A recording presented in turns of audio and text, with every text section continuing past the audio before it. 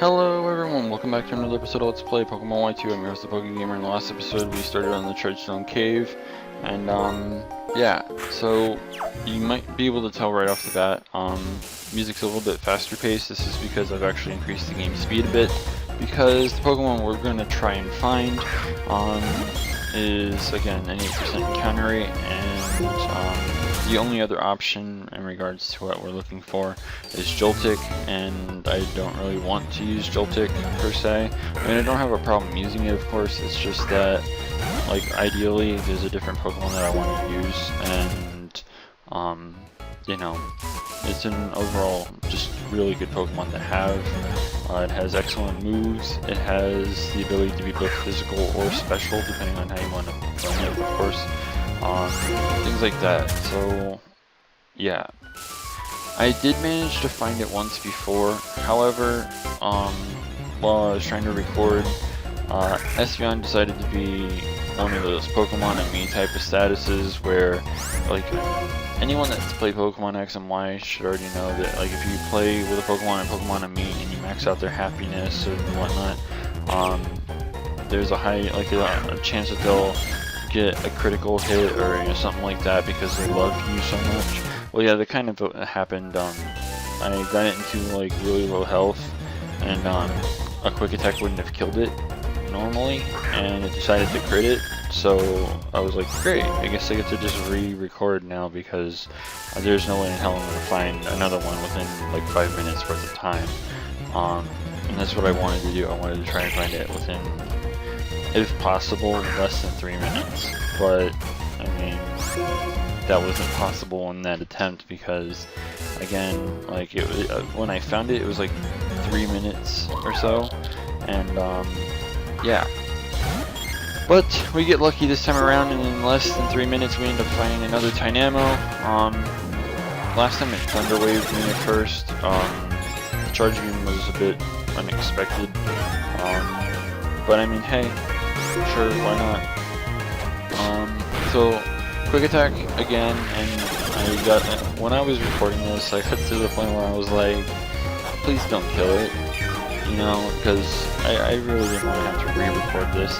I don't know how hot it is here today exactly, but I don't like recording during the day. I kind of feel like I should start doing this shit at night, but, you know, and apparently it's 80 degrees, so yeah, anyone that knows me well enough, I use an actual headset, as a, you know, it's a wireless headset, that's what I happen to use, and, it's just free, I get to move around as much as I want, stuff like that. So, I mean, the fact that I cover my ears like I do, plus the, you know, high temperature and humidity and whatnot, not very fun. It's not. At least at night it's kind of cool, but, yeah, at least this won't be so much of a problem once winter comes around. Winter will be so much easier to record in, and it's so much more comfortable to, you know, record in. But, yeah, as you can tell, we did get our, you know, new team member. I did lead Espeon because of the Timid Synchronizer, but unfortunately the synchronization didn't work. And as you can see, it is Timid Synchronized. I'm planning on going for a special attacking Tynamo. So I mean, there's that. I'll end up, like, probably after I'm done recording the commentary and uploading this, I'll probably sit here for a bit, running around trying to find as many as I can, and if I happen to get modest or timid, then I'll end up taking that. Like I said, I do kind of want a special attacking one above, you know, pretty much anything else, but it's going to take some time to find, of course. It is a worthwhile Pokemon. Tynamo itself isn't all that great, but when it fully evolves into Electros, it's a very good Pokemon. For anyone who doesn't know what Electros and its evolutionary line is capable of, it has the ability to levitate, and it's only got one typing, which is a pure electric type, making it immune to its only weakness unless you happen to have something like Mold Breaker, or unless things like, I don't know, Gravity. I think even Skydrop brings you down to the ground. Even like if a Pokemon has Levitate, I think it brings them down to the ground if you haven't used Skydrop on them. Stuff like that. Outside of things like that, Electros has really no weakness. which makes it really good. Not to mention it gets things like Flamethrower, Thunderbolt, and various other things that it can use. I think it even has access to things like Dark Pulse. I'm not entirely sure on Dark Pulse, but it's something that it does. Like you can get what I mean whenever I say that the Pokemon is really worthwhile. It has a lot of things going for it, and so I mean that's kind of a thing. But Electros has always been one of my favorite Pokemon. It's always been a favorite. I can't really begin to explain just how cool Electros actually is. In X and Y, its animated sprite's actually pretty cool too. But I mean, like, I don't know. It's just always been and always will be a really good Pokemon in my opinion. It lacks speed, which is partly why I want the timid nature. But it has a base 50 speed, but it has 115 attack and 105 special attack. The thing is it has better special attacks than physical. It does get things like what's it called? It gets Dragon Claw, which is good. It gets Rock Slide, Dragon Tail, U-Turn, Rock Smash, Cut, Strength. It gets Acrobatics, which is good. Because you can actually get the Flying Gem in this game unlike X and Y. So I mean, it gets a lot of good things. It gets Facade, which is always nice. Rock Tomb, Break, Return, that's also a thing. But it also has, again, like access to things like Discharge, Thunderbolt, Thunder if you want to go down that route. It has access to Charge Beam, as I'm sure we all saw. It has access to Volt Switch. It has Thunder Wave. It has a lot of just really nice moves. It also has Grass Knot for ground types that would otherwise, you know, be immune to its electric attacks. So, I mean, I really don't know what else to say. There's also move 2 moves that it gets. It gets Aqua Tail, it gets Bounce, which is always nice. Drain Punch, which is actually really fucking amazing. It gets Giga Drain, which I'm probably going to end up giving it actually, now that I think about it.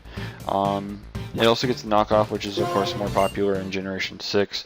I think it got a base power boost in Generation 6 to like 60 base power or something like that. It used to be 20. It gets Signal Beam for what that's worth. It also gets Super Power and Thunder Punch. So, I mean, there's that. So, I mean, it also has things like Coil, which gives it an attack and defense increase as well as accuracy. So, I mean, like, it has a lot of stuff going for it.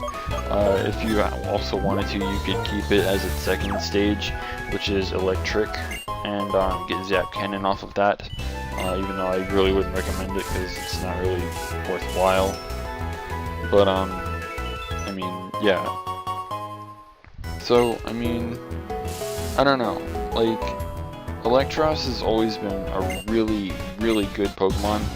It's just that it's, like, some of its stats are just very lacking. I mean, it's got defensive stats of both E, its special defense and its defense. Its HP is much better at a, you know, basic 85.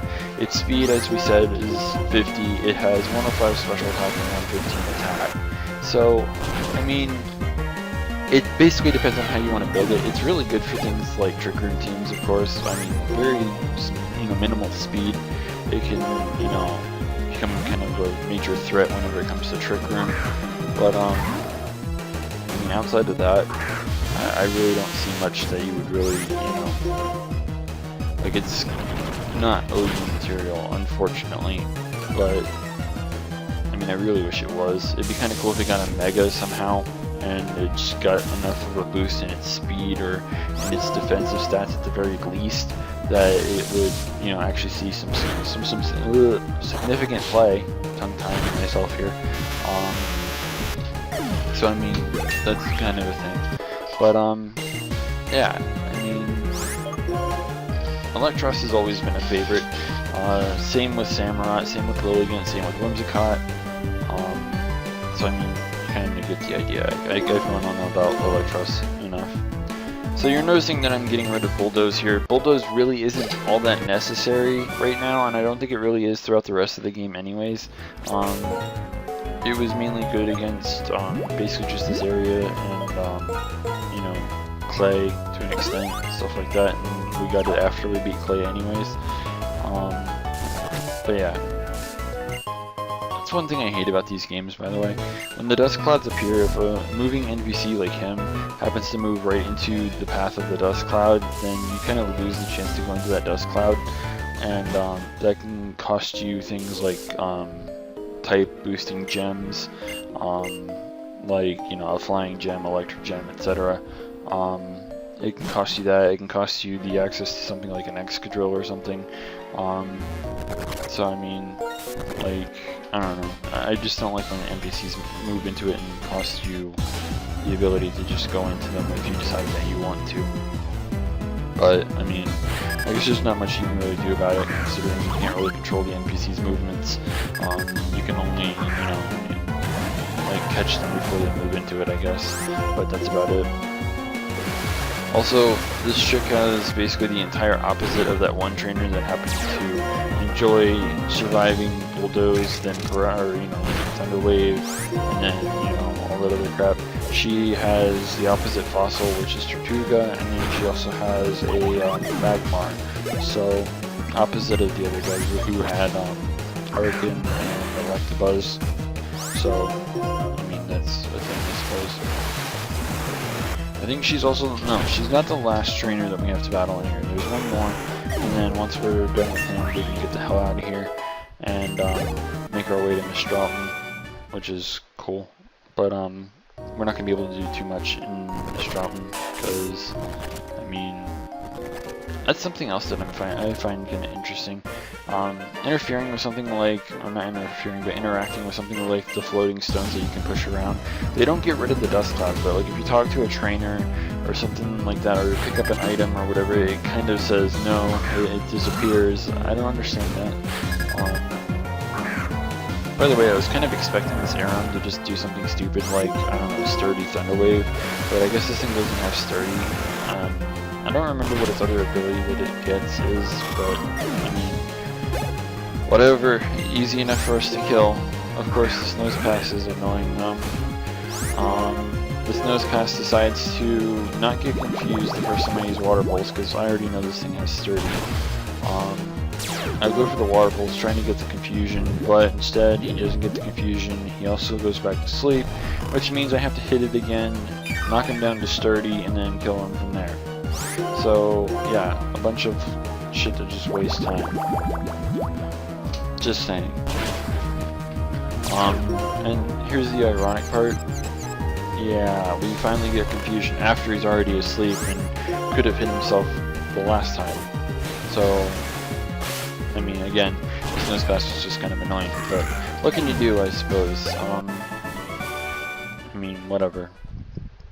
So with him done, he is the last trainer. We're just going to pick up this Carbos and then we're going to get the hell out of here. There's nothing else that I can remember off the top of my head that we can actually do in the cave outside of the fact that N has a couple, I think 1 or 2 Pokemon in Chargestone Cave that you can get. And if I'm not mistaken, you can only get them in that area that we were just in.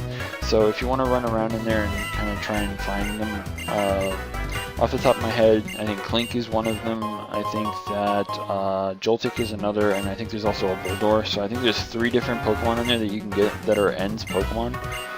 Keep in mind that they do have set natures, and I'm not sure about the IVs. I don't remember if the IVs are set or not, but I don't think that you can actually control their IVs or anything through RNG abuse anyways. So I mean, if you're actually going to do something like that, I don't know if it's really possible.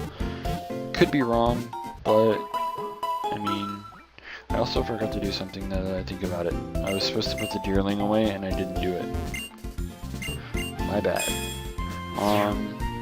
But yeah, I left the Deerling in my party by accident. I came in here to talk to all the NPCs and then get the hell out so that way we could talk to the rest of the people that were outside. But ended up forgetting to do that, and then I ended up locking myself in this, which puts us over 15 minutes. I completely forgot that this was a thing. I honestly just thought that they were there right whenever I got out of the cave. Interestingly enough, you get your Master Ball right here and now. I don't remember when you actually got it in Black and White 1, but This felt like it was a lot earlier. Again, I don't really remember when I got it, but I think it was a lot later than this. And like, I'm not entirely sure why they just give you the Master Ball here for just whatever reason. But I mean, I guess it's nice to have if you end up finding a shiny that might run away or whatever, and you don't want it to do that. So I don't know. Whatever. It's a free Master Ball, right? Anyways, considering we are now over 15 minutes, in the next episode what we're going to be doing is continuing to talk to all the NPCs here in Mr. Elton, and then hopefully we can get started on the gym. I do need to get a better nature for Tynamo, and I'm also going to level it up a little bit so that way it's caught up, at least caught up enough. So yeah, be sure to stay tuned for all that. If you haven't already, don't forget to rate, comment, subscribe, and until next time, this is the PokeGamer, signing out.